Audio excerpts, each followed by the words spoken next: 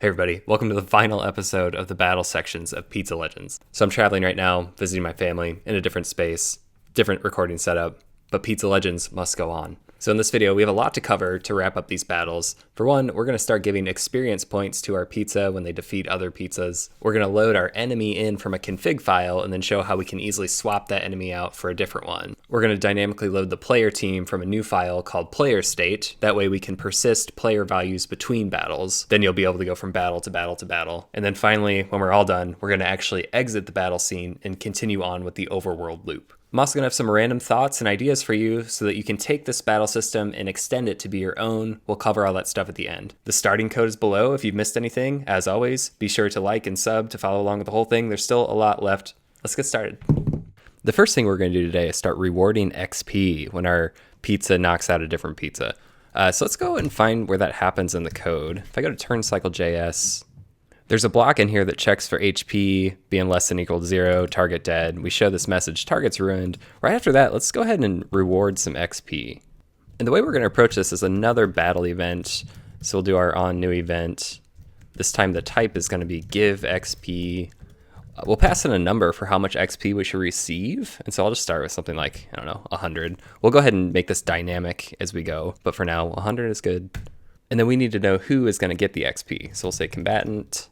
We want this to be the current combatant on the player team. We could assume caster, but then we might run into some weird bugs where maybe the target damaged themselves, which caused their death, and so they're the caster, and we don't want to give them the experience points. We always want to give it to the active player pizza. So let's figure out who that is. We also don't really even care to give the enemy any XP at all, and so this whole block can be surrounded by a check to make sure that the dead target is an enemy pizza.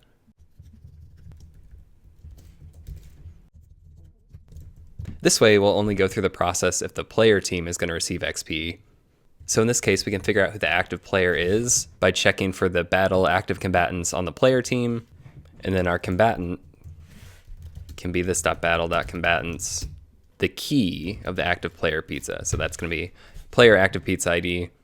Let's go ahead and make this XP number dynamic now. And so we can say XP is going to be submission.target.gives XP. So we're going to create a new getter called gives XP, and that's going to live on the combatant class. That will allow us to kind of create some logic around how much XP each enemy should give out. So I'll switch to combatant.js, and in here with our other getters, I'll make a new one called get gives XP. And just for now, we're going to return the level of this pizza times 20. You can definitely tune this to be whatever you want. I'm just showing you a pattern here. Maybe some enemies have flags on them that boost this number. Maybe it takes into account the player's level, and there's like a boost or a decline based on the difference between the player level and this enemy level. The math you're going for in your game will kind of help inform this, but for now we're just going to leave it like so. So back to the turn cycle, we can just pipe the XP right through like this, and then we'll also include a text message that kind of tells us how much XP we're gaining. So I'll say await a new event. This will be type text message, and the text is going to be gained XP. Now when we run this in the game, I'll go ahead and use Womp to finish off Call Me Kale. Call Me Kale's ruined, gained 20 XP. So the text message is working, the math is working. Now our cycle isn't ready to handle the give XP event now, so let's go ahead and add that. I'm going to open up battle event.js and add a new method in here called give XP. It's going to get a resolver. Now with XP here, we're going to try a different way of updating our combatant state. Back when we did the life bars, we simply updated the HP property on each combatant and then relied on a CSS transition to give us that rise or fall from new HP to old HP. With XP here, we're going to utilize a different kind of animation frame loop that'll give us more control over the actual interaction as the XP rises on screen. So first we're going to capture the amount of XP that we're going to give out. So we'll just take that directly from the event. Next we'll grab the combatant from the event, because we're going to be referencing it a lot. Now what we're going to do is set up a step function that's going to run every single frame, a lot like what we did in the overworld. So I'll say step is a new function, and then we'll fire it off for the first time. And in each step, we're going to uptick the combatant's XP and decrease amount. So this is going to be like a bucket that we're pulling from. While this is still a number greater than 0, we can keep rerunning the step. And then once we're out of XP to give, we'll stop the loop and then resolve the battle event here. So we'll say if amount is greater than 0, we can go ahead and down tick it by 1. And then we'll do sort of the reverse for our combatant XP. Next, we can check if we've hit the max. In this point in time is sort of the whole reason we're trying this other approach. By changing the value frame by frame here, we have super control over other things that should happen when the new value hits a certain amount. So say you want to play some kind of like celebration or something at the exact moment that XP hits that level up point, you can do that here. That would be a little bit trickier to pull off with CSS transitions because this point might not happen at the exact end of the transition, it might be somewhere in the middle. There are also different math easing functions that can change the rate of change rather than just doing one in every frame. We won't totally cover that here, but just know that this method has a lot of ways that you can expand it and customize it for different effects and timing. So we'll fill this part out in a second, but for now we can move on. After we have our new XP value, we can ask the combatant to update, so that'll update its life bar on screen. So that golden bar will then show a new value, and then we'll run our step again and return. Now, if this check up here is false, like we don't have any amount left to give, then we're done giving it all out, so we can go ahead and resolve the event. Now, when I run this code, I'll use WOMP to finish off the enemy here. Gain 20 XP, we'll see our golden bar rise, and the cycle continues. So this is working, and that's good, but let's see what would happen if we actually gained enough XP to hit the end of the bar here. I'm going to go to our initial state in Battle.js. In player, instead of starting with 75 XP, let's bump them up to like 95. Now I start the battle, almost there. Let's go ahead and finish off the enemy.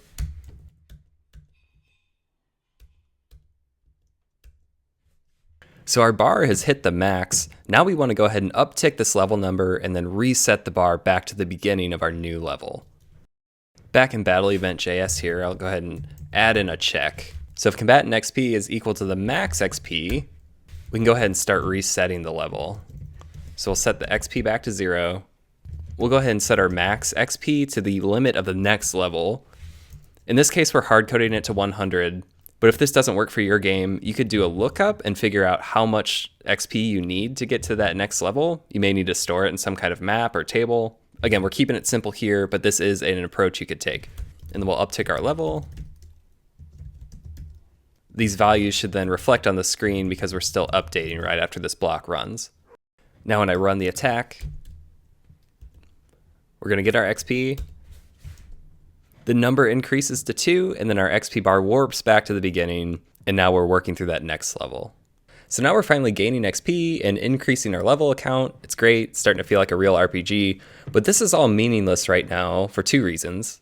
One, we're not actually using our level count in any of the math calculations, so state-wise, these 2 pizzas are still pretty much the same. That's really going to depend on the implementation of your game, and we'll talk about ways to handle that later on in the video. But the bigger problem is that these numbers only exist in our battle state right now. So as soon as the battle's over, we want to make sure that these numbers persist to our player, so that when they start another battle, they start on level 2 with this much XP. So 2 things we need to do. One, of course, would be to save these values somewhere so that we have them after the battle. But even before that, we need to launch this battle with values from our player state. And that's what we're going to focus on next. So back in the project, cleaning up, let's go to our index.html file and add a few new files. So first, similar to content and scripts here, I'm going to add another kind of category of files, and we're going to call it state. We're going to load in a new JavaScript file. This one's going to live in a new directory called state, and we're going to call it player state. This is going to keep track of all kinds of stuff that the player has done. It's also going to keep track of their battle lineup. So the player in the battle will end up being dynamic based on whatever's in this file. We also want to do the same thing for the enemy. And so here, just like we have a kind of a little database going of pizzas and actions, we're going to create another database file of enemies. So when we start a battle, we're going to specify an enemy that we're fighting, and then we can look up that enemy's configuration in this file, rather than having it hard-coded in the battle.js like it is now, like this. So let's go ahead and add these new files. So I'll create that new state directory, and in it is going to go playerstate.js. So we'll make a class here called player state, And we'll have like updater methods and that kind of thing in here. But for now, in the constructor, we'll just track some initial state. Now, just in this one case, we're going to go ahead and make a window level instance of player state. This is going to simplify a few things going forward, and we definitely only need one of them. But in theory, if you needed to track multiple versions of player state, you'd have it ready to go. So in here, we're going to have a database of pizzas that this player owns. And this is going to look a lot like what we've seen in Battle.js and the initializing part here. But instead of these being hard-coded here, they're going to kind of live in player state, and then we'll pull them from there. So here, I'll come into player state and add our first pizza. We'll call it P1 for the ID. And the structure of this is going to be almost the exact same as what we've seen so far in Battle.js when creating a new combatant. The only difference is that here, instead of hard-coding the ID of the pizza, we're going to go ahead and store that in the object configuration here. So player only has one pizza, its ID is S0001. This lines up in our pizza dex with the base configuration of this pizza, and then we'll have state overrides, like how much HP we currently have, XP, the level, and then if we want to save a status too. So if you want to change which type of pizza this is, you just go to the pizza dex, pizzas.js, look up a different one, and then changing that to like V would make it a call me kale instead of a slice samurai. Let's demonstrate that here actually. So I'll go ahead and make another pizza. We'll copy everything over. This will be pizza 2. This one's going to be that type veggie. So we'll change S to V there. Change some of these values. So as you progress through the game, you'll be constantly adding pizzas to the pizzas that you know how to use. This could really, really grow. You could have 20, 30 different pizzas that you know how to use. But at some point we have a limit, right? Like this game, we're going to have a limit of 3 pizzas that can be out in a battle at once. And you may have a certain order that you want those pizzas to go out in. And so the next thing we need to add here is a concept of a lineup. So lineup's going to be an array. And this array is just going to hold string pizza IDs. So we'll say P1, P2. In this case, when the player starts the battle, they're going to launch with P1 first. So that would be this pizza. And then P2 would be the next one in the lineup. If you wanted to switch it up, say start with P1, you could just reverse the order like this. In the future, when we start doing the pause menu and that kind of thing, all the menu's going to have to do is play with this value here to adjust the order of pizzas that you want to send out. Finally, the last thing we need is a concept of an inventory. And so just like in Battle.js, we're currently hard coding our items at the bottom here like this. We want to actually store these player ones in player state and then dynamically pull them from there. When the battle's over, we can then delete items from player state, the ones that were used. So this is going to be an array. We'll copy over some of these here and we'll start the battle empty. We'll come back to this in a bit. Player state, let's just say that we have this one item right now.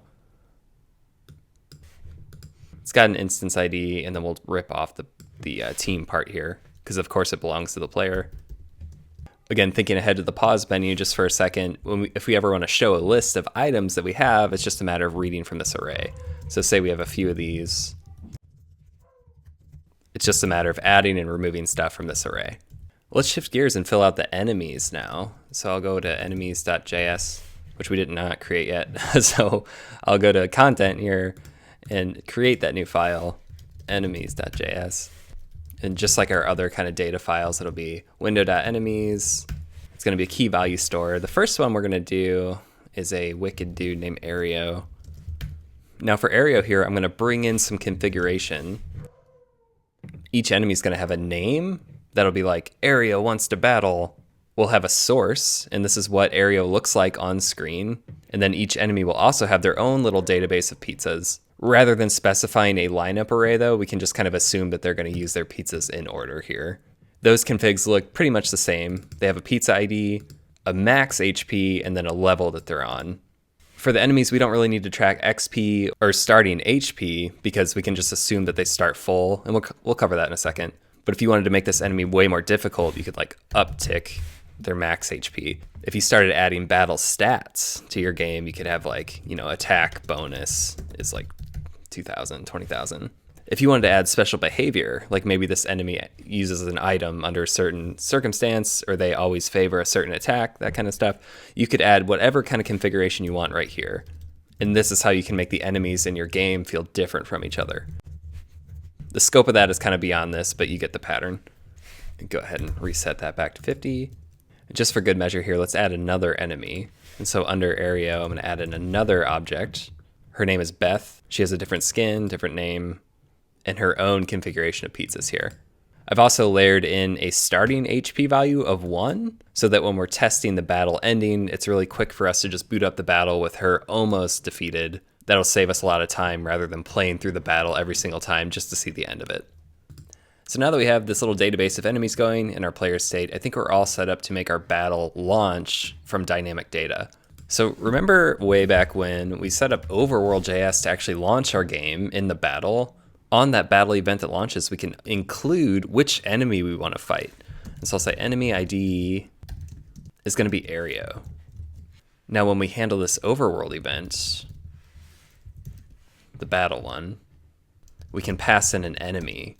And to look up the enemy, it'll be enemies, that global object, the event enemy ID, and our battle class itself is accepting an enemy, and also this onComplete callback. That's how we're going to actually end the battle.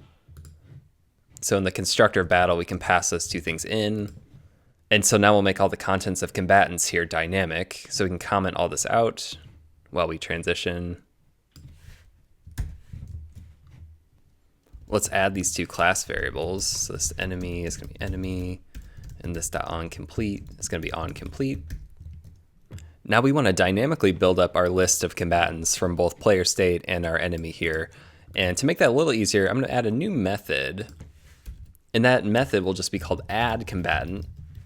And what we're going for here is that basically we want to achieve what this block of code was doing. So we need an ID, we need the configuration for the pizza, and then we need to know which team it's going to go on. So we'll add those three things to the signature here. So ID, the team it's going to go on, and the config of the pizza. And now before we fill that in, it's worth noting that these are all going to be dynamic now. And so when we set our active combatants, we don't know that the IDs are really going to be like player 1 or enemy 1. So let's just start both of these teams as null.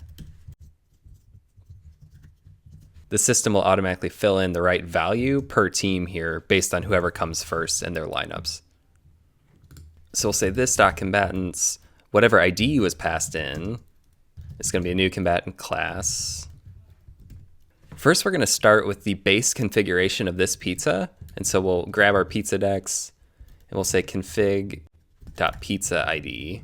That's going to achieve the same thing that we did here by spreading in the base pizza configuration. We're just dynamically looking up the ID this much from our config that's passed in here. Next, we're going to spread in the actual pizza's config. So this will contain information about current HP, XP, status overrides, any of that stuff that should override what we found in the base configuration. Next, we'll tack on our team. And just for shorthand, this could be team, but shorthand, team. The last thing we need to know is this pizza player controlled or not? And we have a separate flag for that for more flexibility. And so that's is player controlled. It needs to be true or false. And so for now, we'll say team. If it's player, it'll be true. Otherwise, it'll be false. We'll pass in our battle reference here to the combatant, just like we were doing before. If we don't have an active pizza ID for this team of this combatant that we're adding, we can go ahead and use this first one. So I'll say we're going to populate first active pizza. So this .active combatants team. If we already have a value for it, it can just be whatever that value was. Otherwise, if we don't have a value for it, we'll use ID that was passed in. So again, this will effectively take the first pizza that we find for this team and use that as the active initial combatant.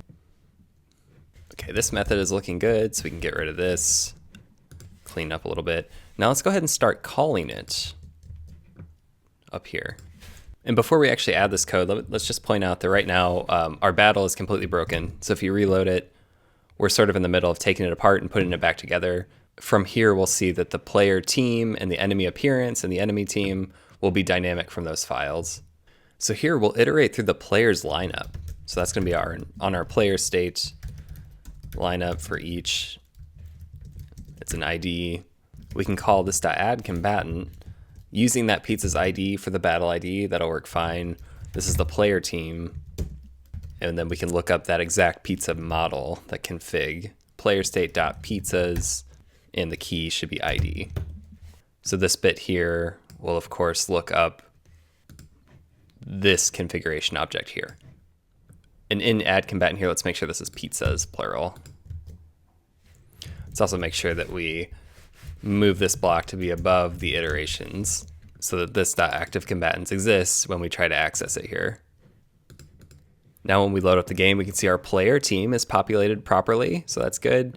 Still blank enemies though, so let's move on to the enemy. Now the enemy loop is going to look really similar, just there's a few tweaks we need to do. So first we'll say dynamically add the player team. And now, so if we just glance at an enemy real quick, remember that each one has an object full of pizzas. We're going to grab each key and then look up the config in that way. So say object.keys, this.enemy.pizzas, and for each key, we'll go ahead and run the same line, just again, changing a few things. For one, we want to prefix our ID just to prevent any naming conflicts.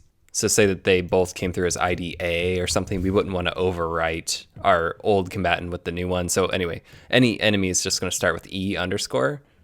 We use enemy as the team name, of course. And then the object that we're looking up from isn't player state in this case. It's going to be the enemy pizza. So this.enemy.pizzas. And we'll update these IDs here to be key. That's what we use for the iterator. Let's see how this landed. Now when I reload, you can see that the enemy team is coming in as well. Still a few tweaks to make. For one, we don't have HP coming in here. We'll see why in a second.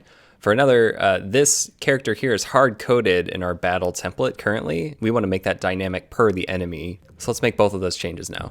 Back in the code here, remember that enemies have both a name and a source on them. This is what we can use for the character that's on screen. So we'll go into our create element method. And here, where this path is hard-coded for the enemy, we can say this.enemy.source. Then we can even do the same thing for the alt text of this image using the name. See, now our character is updated. Now to figure out why the HP bar is not filled in for the enemy, if we glance back at enemies.js, we can see that each configuration has max HP on it, but not current HP. So what I like to do here is handle the case where no current HP is present. We can just default to max HP. That way we don't have to constantly be filling in this enemy's max is 50, but they start at 50. We can just default to 50. So let's check out combatant.js. Where we're iterating through all of the properties that come in, we can go ahead and just check for HP. So this.HP should be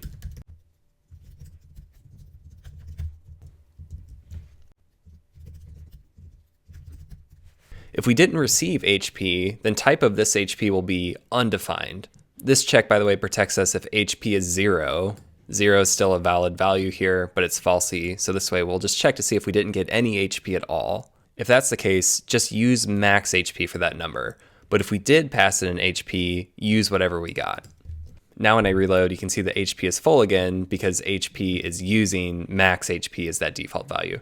So now our player team and enemy team are totally dynamic. So if we want to change out the enemy that we're fighting, let's go to Overworld.js. Here, instead of passing an Aereo, let's pass in our other NPC key, and her name was Beth. So enemy ID is Beth. When we launch the battle, Beth's configuration is here now. So different lineup count, different pizza, different initial state. Changing which battle we're playing is just a matter of changing this key. And now it's time to finish this battle. So see, Beth only has one pizza left with very low HP. I can go ahead and womp to finish that pizza off. I gain my XP. We get the winner message, but we're stuck in the battle here. So how do we end this and get back to the overworld? Back in the code, I'm going to look for our turn cycle. And let's find the spot in the turn cycle where we announce the winner. Let's add a new callback to this class called this.onWinner. And we'll call it, and we'll pass in whoever won. We can take this and bring it up to our constructor to pass it in just like we did with onNewEvent. So we'll do the same thing here. This class is created by battle.js, so we'll come find that. We'll pass in a callback here that receives the winner. Now when this callback happens, we can just do some cleanup and get back to the overworld by calling this onComplete callback. But before we do that, we need to make sure that we get rid of all the battle DOM elements that are on screen right now. Otherwise, the overworld will continue, but you won't be able to see it because all of our stale battle stuff is still on screen. So we'll say this.element.remove. And now when I finish the battle, action continues to the overworld. Like we discussed before though, all of our state updates, like our new HP and XP that we earned, those actually kind of got lost when we transitioned away from battle. We need to make sure that we persist them back to our player state class. And now in our game here, we want to be a little bit friendly to the player, and that if you lose the battle, we're not going to take away your HP and your items and stuff, only if you won. So if winner is the player team, we can go ahead and update all of our pizzas to have those new values on them.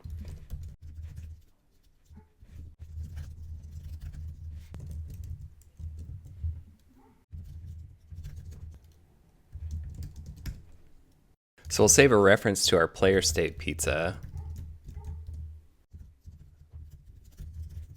And we want to look up that same pizza, but from our combatants battle database. So on the battle class here, we can look at this.combatants, looking up that same ID. And then if we found a matching one, we can pull values from that and save them over to our player state version. I personally am a fan of having the separation here so that if you want to choose to persist things back and forth between battles, rather than having the battles read directly from player state, you kind of have the freedom to do that. Or things like an undo, redo, giving out bonuses, that kind of thing. The clean pass off has worked out really well for me in the past. But again, as always, feel free to edit any of this stuff to work for your use case. Okay, so we found a match. So we'll say the HP is going to be combatants HP. We'll do the same for XP, max XP, and the level, if that changed. This takes care of our pizzas, and we'll see that work in a second, but there's another thing to think about, and that's items. What if we used items during this battle? We need to delete them from our inventory to make sure we can't use them again. Having the two separate lists like this is actually going to enable some flexibility, where if you want to add like an ability to the player, where maybe they get a few random items back after battle, like they didn't actually use them, that kind of thing becomes much simpler when we're directly persisting back from battle, rather than always reading from player state directly. Anyway, to keep track of all this, we're going to come up to our battle, and right under where we define items, we'll create a new bucket called used instance IDs. So when an item gets used, we can chuck it in this bucket. That way we'll know which ones to delete later. And of course, we need to start our battle with player items too. We'll come back and get that in a second. So to fill this object, let's go to our turn cycle. There's a block here where we're filtering down items after they're used. So that's removing item from battle state. We also want to add to the list to persist to player state later. And so here we'll say this dot used instance IDs. A key will be true. And we can use this submissions instance ID as that key.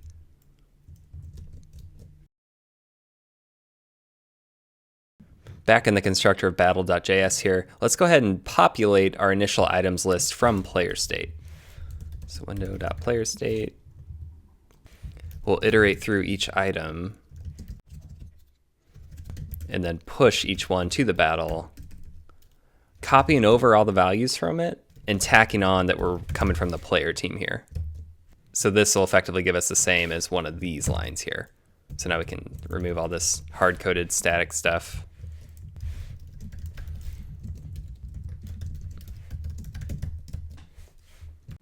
And now we can persist backwards. When the battle's over, we can go ahead and remove any items that were used from player state here, because we're tracking them here in this bucket. So here in our battle on winner callback, we'll get rid of player used items. And so we can say player state items is going to be equal to whatever they are now, but we're going to start filtering we want to make sure that this item that we have is not found in our list of used instance IDs. Should be items up here. So we'll try to look it up, and if we find it, then we'll remove it from player state items, but if we don't find it, then we'll just leave it alone. Now finally, to see all of this in action, let's go make some content changes so that we can really see the persisting happening. Now there's one goof here in Battle.js. When we're pulling the player state pizza, we want to make sure that we don't hard code ID there. We want to dynamically use the ID. That was my bad typo. So the first thing I'm going to do is go to Overworld.js and remove our initial cutscene. So we're going to start the game normally, not in a battle. Next, I'm going to find our Overworld map in the demo room. I'm going to spindle open our people and find our NPCs. So here's our character that matches Beth's skin here. Let's change her talking event a little bit. And right after you talk to her, she's going to say her snarky "I'm busy" line, but then she's going to launch a battle. And we're making sure to define enemy ID Beth. That way the enemy looks like her and the whole thing will feel continuous. Next, let's come down to NPC B, update their skin to be Aereo. Remember the assets here are all in the code download links below if you want to check those out. Let's update Aereo here to have a talking behavior. It's going to look just like the one above.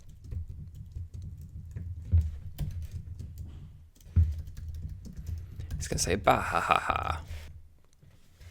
And then he will start a battle too, but this time we're going to change the enemy ID to be Aereo, so that when this battle launches, it's going to use the config in our enemy's object here, Aereo. In player state here, I'm going to start our game where that our first pizza is really close to leveling up. So 75, let's go ahead and start at like 90 or so. Now I've started the game, I can walk around. When I talk to Beth, she'll say I'm busy, and then she'll start a battle. And here it is. You can see Beth's configuration is here. I'll go ahead and finish the battle by using Womp. She runs out of health. I gain 20 XP. My level is updated, my XP is updated. I'm the winner. We're going to end the battle event now. And now I can walk to Aereo and start his battle. So I'll talk to him. He says, bah ha ha ha. Here's his battle. See that my level has persisted, my HP has persisted, and my XP too. So now the battles are connected, and you can play them back to back to back. And this is sort of bothering me. Let's come back to Aereo and make sure that when he talks to you, he turns to face you. So the key for that is face hero, and then we'll pass in his ID. Bah ha ha ha. And now that the enemy is dynamic, let's finish this video by layering in one more bit of niceness, where we're going to add a little intro message when the battle starts so it's not so jarring. So back in TurnCycle.js, remember we used to start the battle with this text message, the battle's starting, but it's commented out now. Let's bring that back in. And because we have an enemy now on the battle class, we could change it to be something like this.battle.enemy wants to throw down. Now, as an extra challenge to you, you could take this text and make it dynamic per enemy that you're fighting. So say in enemies.js, we're already pulling the name from them. Say they had a custom intro message text here too. Maybe they have a certain personality or a certain tone to them. You want them to feel different. For now, of course, I'm just leaving it like this, but I encourage you to go ahead and customize this however you can. This should be name. So now when I start the game and I come talk to Aereo, bah ha ha ha. It says Aereo wants to throw down. Thank you so much for working through this Pizza Legends battle system with me. We're going to get back to the rest of the game now, integrating all this stuff into the overworld. But before we do that, I just want to end with some random thoughts for you on how you can take this and really make it your own. So for one thing, we need some kind of system of progression, where right now our levels are upticking, but it doesn't really affect the stats of the pizzas. I'd encourage you to get into the code where we're setting damage values and maybe look at some type differences, like spicy pizzas affect certain pizzas a different way. Maybe do some math where if your pizza's at a greater level than the other pizza, that it does more damage. Maybe try adding some code that makes the pizzas have multiple turns. We only covered 2 statuses here, but statuses really go a long way in making the game feel unique and different. You could try adding stats to the combatants, maybe like a defense one, so you can invest in yourself by buffing up your pizza defense. You could then even add actions that help you like increase those stats or decrease the enemy stats in that category. And of course, we covered the pattern of adding actions. I said it before, but I'll say it again. The more actions you can add to this game will just continue to make it better and deeper and more interesting to people as they play through it and unlock new ones. That's another thing you could add. Maybe when a pizza hits a certain level, it has new actions that are available to it. We didn't cover that, but you could certainly extend the system to do that. Finally, just pure presentational stuff. More animations, maybe a transition from starting in the overworld, a fade to white comes in and then the battle starts. And then when you're coming out of the battle, maybe the fade the opposite way. It really goes a long way when you put that kind of love and attention into those details. Again, thank you so much for watching the battle series to the end. I can't wait to see what you do with this. Be sure to come in Discord. Tell us what you're adding to the system, changing, extending. If you have any questions on how to approach something, don't be shy, come in there. There's tons of people that would love to help. As always, if you've gotten value out of this, I really appreciate when you like the video and subscribe for the whole thing. We still have the final stretch of Pizza Legends to go, which I'm really excited about. There's more on the way. Check out the Ko-fi link below for a way to support this channel. Thank you so much. I'll catch you next time.